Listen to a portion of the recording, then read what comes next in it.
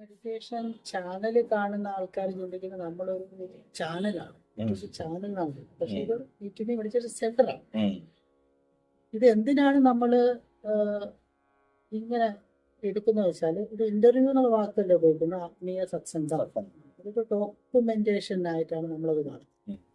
കാരണം അത് എന്തെന്ന് വെച്ചാൽ, നമ്മൾ കടന്നു വന്ന കാലഘട്ടത്ത് എത്രയോ ഉള്ളുണർന്ന വ്യക്തികൾ ആ കാലഘട്ടത്തിൽ ഉണ്ടാവാം. പക്ഷെ അവരിങ്ങനെയാണ് അങ്ങനെയാണ് നമ്മൾ പറഞ്ഞു കേട്ടത് മറ്റുള്ളവർ. ഇതാരും ഒരു ഫോട്ടോയോ വീഡിയോ ഒന്നും ആരും എടുത്തിട്ട് ഒന്നുമില്ല. അപ്പൊ ഇവരൊക്കെ നാളത്തെ ഒരു കാലഘട്ടത്ത് ജീവിച്ചിരുന്നു എന്നുള്ളത് ഒരു ഡോക്യുമെന്റേഷൻ ആരും ചെയ്യുന്നില്ല എന്നുള്ളത്. അവർക്ക് സ്വതന്ത്രമായി സംസാരിക്കാൻ പലതും ഉണ്ടാവും.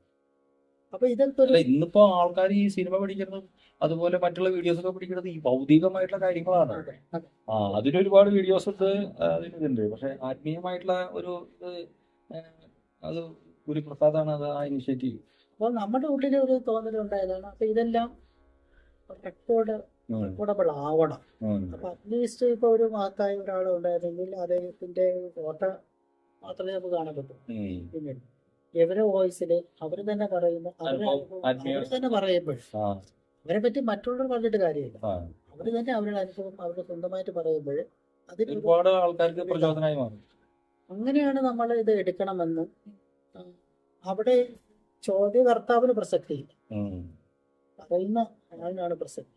അതുകൊണ്ടാണ് അവരെ തന്നെ ഫോക്കസ് ചെയ്ത് അവരെന്ത് പറയുന്നു എന്നുള്ളത് അവരെ പറയാൻ അനുവദിക്കലാണ് ചെയ്യുന്നത്.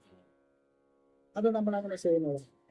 അപ്പം യൂട്യൂബ് മെഡിറ്റേഷൻ സെന്ററിന്റെ ചാനലാണെങ്കിലും സെന്ററിന്റെ കാര്യങ്ങളൊന്നും അതിനകത്ത് അധികം ഇടാറില്ല, വരാറില്ല. കൂടുതൽ നമ്മൾ ഈ ഡോക്യുമെന്റേഷൻ, അത് പ്രകൃതി നമുക്ക് തന്ന ഒരു ദൗത്യമായിട്ടാണ് നമ്മളത്.